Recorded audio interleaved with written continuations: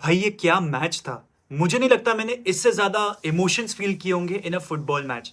मतलब champions league में Madrid भी बहुत बार बाहर हुई है, लेकिन इस तरीके से मैंने मेरे इमोशंस फील नहीं हुए भाई। मेरी छाती भारी पड़ गई भाई। ये मैच 7 बजे खत्म हुआ एंड अभी 9 बज रहे हैं while I record this. And मेरे को 2 घंटे लग गए जस्ट टू प्रोसेस कि इस मैच में हुआ क्या है। लिटरली इतने इमोशंस, इतने गूजबम्स भाई, आई don't think I ever felt in football. And मेरे लिए ये रात जो थी ये हमेशा यादगार होगी। बिकॉज भाई यहाँ पर एक लेजेंड ने, एक मेरे फेवरेट प्लेयर ने दूसरे फेवरेट प्लेयर को बाहर कर दिया। एंड शायद से ये लूका मॉड्रिच का आखिरी मैच था इन वर्ल्ड फुटबॉल। इस चीज की कोई कंफर्मेशन अभी तक आई नहीं है, तो मैं आपको क्लैरिटी नहीं दे सकता। लेकिन भाई एसी मिलान के साथ मॉड्रिच का चैप्टर खत्म हो चुका है शायद से। एंड अब क्रोएशिया के साथ तो अब वो वापस आपको दिखाई नहीं देंगे। So this was it from Luka Modric. This is how his story is ending in international stages. रही बात रोनाल्डो की, उन्होंने कहीं ना कहीं अपना चैप्टर प्रोलॉन्ग कर लिया है, बट ज्यादा देर अब रोनाल्डो के लिए भी नहीं है भाई। In the next 2 weeks Cristiano Ronaldo will dawn the Jersey and and it with Portugal. Because Ronaldo की बहन ने यहाँ पर क्लैरिफाई कर दिया है कि ये जो है आखिरी टूर्नामेंट है with Portugal for Cristiano Ronaldo. And जो आने वाला सीजन होगा that is going to be the last season of Ronaldo's career, ऐसा ही लग रहा है भाई। So just enjoy it genuinely. अगर तुम एक रोनाल्डो फैन हो या नॉन रोनाल्डो फैन हो, just please please enjoy it भाई while it lasts, because you will never see something like this ever again. Mbappe France के साथ रिकॉर्ड पे रिकॉर्ड तोड़ देगा, हालैंड गोल पे गोल ठोक देगा, फिनिशर्स स्किल पे स्किल बजा देगा, लेकिन भाई जो रोनाल्डो ने किया है पोर्चुगल के लिए ये हमेशा यादगार रहेगा। आप कभी भूल नहीं पाओगे और आप कभी भी ऐसा कुछ वापस विटनेस नहीं कर पाओगे। So just enjoy it genuinely, even if you are a Messi fan. अब बात करते हैं मैच के बारे में। भाई ये मैच लिटरली सिनेमैटिक था। फर्स्ट हाफ में पहले 20 मिनट में पोर्चुगल ने डोमिनेट किया है क्रोएशिया को, चांस पे चांस क्रिएट किया है। यहां पर तो मैं ये भी बोलना चाहूंगा कि आज पहली बार था जब पोर्चुगल हाफ चांसेस पे स्कोर करने के लिए जा रही थी। फर्स्ट 15 मिनट्स में पोर्चुगल ने 3-4 बार क्रॉसेस डाले हैं inside the box and Croatia उन्हें डील ही नहीं कर पा रही थी। Croatia had no response whatsoever and Gvardiol की कमी उन्हें खटक रही थी। यहां पर फर्स्ट 15-20 मिनट्स में Pedro Neto, Rafael Leao, Bruno Fernandes, इन सब ने क्रॉसेस डाले हैं भाई। एंड यहां पर रोनाल्डो को एक अच्छी अपॉर्चुनिटी भी मिली थी, बट बिकॉज ब्रूनो फर्नांडिस बीच में आ गए, that's why he could not you know clearly see कि भाई क्या हो रहा है, जिसकी वजह से he could not score in that first half. लेकिन भाई जैसे ही पहला हाइड्रेशन ब्रेक खत्म हुआ, क्रोएशिया वापस आने पे पूरी तरीके से इंटरेस्ट दिखा रही थी। वो उन्होंने पूरी तरीके से अपने ब्लॉक को कॉम्पैक्ट रखा, ट्रांजिशंस पे हिट करने की कोशिश करी एंड यहाँ पर पेरिसिच ने जो है गोल स्कोर कर दिया। यहाँ पर पेरिसिच के गोल के बाद पोर्चुगल थोड़ी सी डरी भी लग रही थी, डगमगाई भी लग रही थी। एंड रोबर्टो मार्टिनेज ने काफी सारे चेंजेस करे जो कि मेरे ख्याल से काफी, आप बोल सकते हो, एडवेंचरस थे।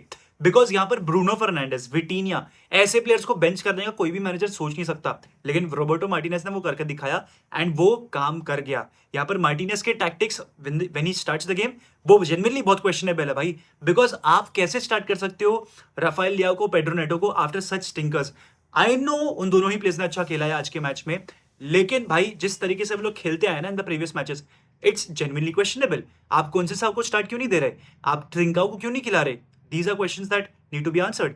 यहाँ पर बर्नार्डो सिल्वा आया विटीनिया के रोल पे और जिस तरीके से चमका है लड़का, मैं जेन्युइनली आपको बोल नहीं सकता। बर्नार्डो सिल्वा ने जिस तरीके से बॉल को रिकवर किया है, रिटेन किया है, भाई विटीनिया तो सिर्फ साइडवेज पासिंग और बैक पासिंग कर रहा था और कुछ भी नहीं कर रहा था। Vitinha needs to be questioned. यहाँ पर हम सब रोनाल्डो एट 41 को क्वेश्चन कर लेते हैं भाई, और बोलते हैं कि भाई गुनकालो रामोस को खेलना चाहिए ओवर रोनाल्डो। लेकिन तुम मुझे बताओ विटीनिया ने पूरे वर्ल्ड कप में अब तक किया क्या है भाई? विटीनिया ने सिर्फ साइड पासिंग और बैक पासिंग करी है, which clearly goes on to show that ये बंदा एनरिके के अलावा किसी और मैनेजर के अंदर थ्राइव करता नहीं है। बिकॉज ये पहला टूर्नामेंट नहीं है जहां पर विटीनिया थ्राइव नहीं कर पा रहा है। I don't remember Nations league में विटीनिया का एक अच्छा परफॉर्मेंस, तो ये दूसरा टूर्नामेंट है जहां पर विटीनिया नहीं चल पा रहा है for Portugal, which clearly goes on to show कि ये बंदा सिस्टम प्लेयर है। अब ब्रूनो फर्नांडिस पे आते हैं। भाई ब्रूनो फर्नांडिस बहुत अच्छा लाइवली लग रहा था इन द फर्स्ट 20-25 मिनट्स, लेकिन उसके बाद कुछ भी नहीं, नील बट्टे सन्नाटा।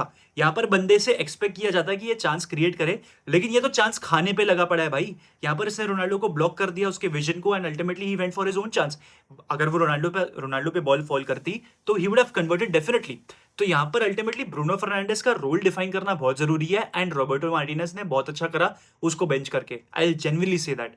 एंड मैं तुम लोगों को बताता हूँ भाई, Vitinha this, Joao Neves that, Bruno Fernandes this, Bernardo Silva that. भाई the best midfielder on the pitch tonight was Luka Modric because second half में क्रोएशिया टर्न अप करी एंड मुझे लग रहा था क्रोएशिया चाहती थी कि भाई ये मैच को किस तरीके से केजी बनाया जाए, सेकंड बॉल्स को विन किया जाए, डुअल्स को विन किया जाए एंड ट्रांजिशन पे अटैक किया जाए. That was their game plan in the second half. वो लोग बहुत कॉम्पैक्ट लग रहे थे, 4-4-2 में डिफेंड कर रहे थे भाई. दे were very compact.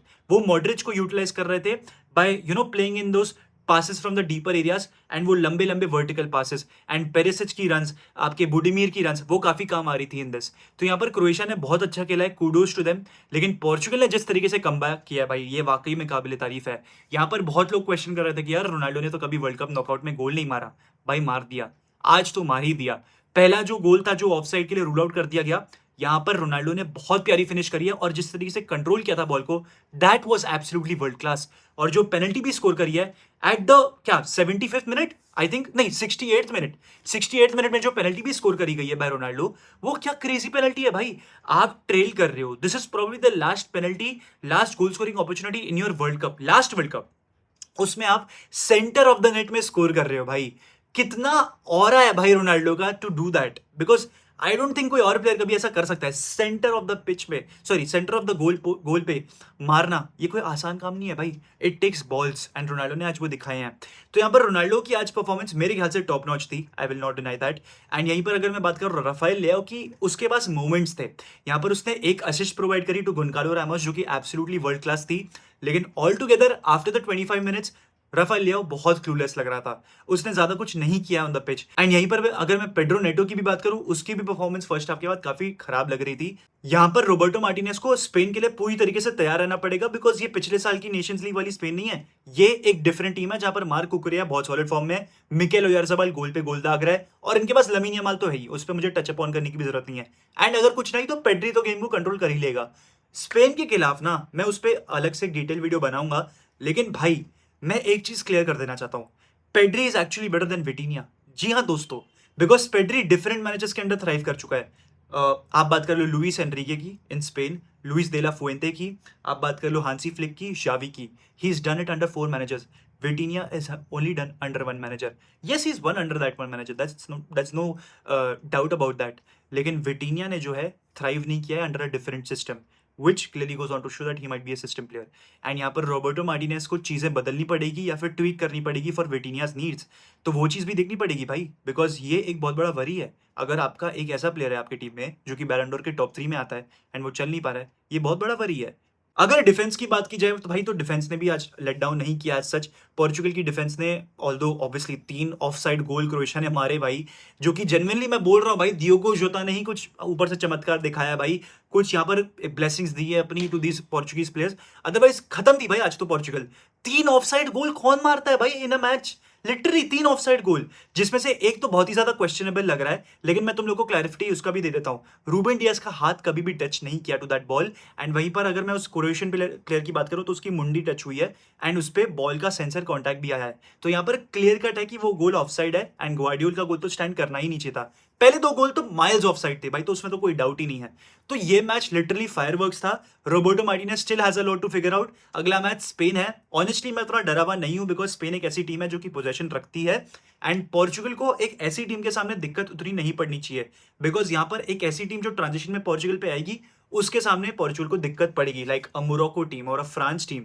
But Spain के सामने उतनी दिक्कत मेरे ख्याल से नहीं पड़नी चाहिए, बिकॉज पोर्चुगल काफी कॉम्पैक्ट लगती है. हालांकि they're defending with 1 man down, because Ronaldo उतना डिफेंड क्लियरली नहीं करता. But this match was totally crazy भाई. मतलब अगला मैच और धक धक देगा मुझे definitely. But this is football भाई, दिस इज फुटबॉल हेरिटेज.